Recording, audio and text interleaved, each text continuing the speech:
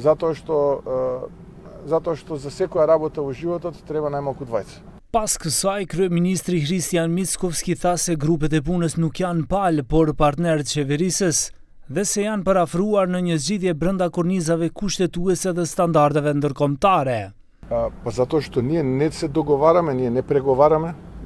Ние сме владени партнери и ние разговараме за секоја тема. Ако ме прашувате дали владените партнери разговара, тогаш ќе ви одговорам да, разговаравме. Ние не преговараме меѓу себе за да имаме едните или другите позиции, па сега треба да се приближуваме.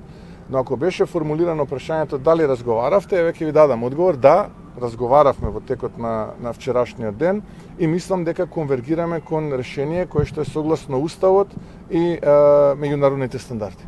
Zëvendës kryeministri i parë Bekim Sali dha më shumë detaje duke thënë se dje takimi i grupeve të punës ka qenë final ndërmjet ekspertëve dhe aktorëve politik. Ai tha se drafti final do të hyjë edhe në procedurat qeveritare për miratim, tek pasi të kaloj miratimin në kuvend do të njoftohen studentët. Tani kështu, domethënë ne jemi politikan dhe për të zgjidhur problemet e studentëve merremi me ekspertë të çështjeve të caktuara, qofshin ato ekonomike, juridike kështu me radhë. Studentët do të jenë të informuar në momentin kur do të kryhet. Për arsye se ekspertët e kryen pjesën e tyre të propozimeve, pjesa politike do të sjell konsenzus dhe marrëveshje politike dhe pastaj e gjithë kjo do të kalojë përmes deputetëve në parlament. Në momentin që kalon në parlament, do të njoftohen edhe studentët cili është teksti final me të cilin ata do të mund ta marrin provimin e jurisprudencës në të ardhmen.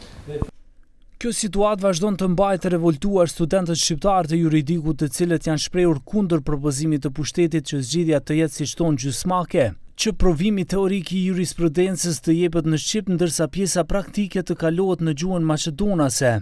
Për 1 apo 2 vite deri në aftësimin për punë qoftë në zyrat juridike private si avokatura dhe noteria, apo në institucione shtetërore si gjyqësori dhe prokuroria. Studentët thonë se do të kenë sërish protesta nëse zgjidhja nuk është finale.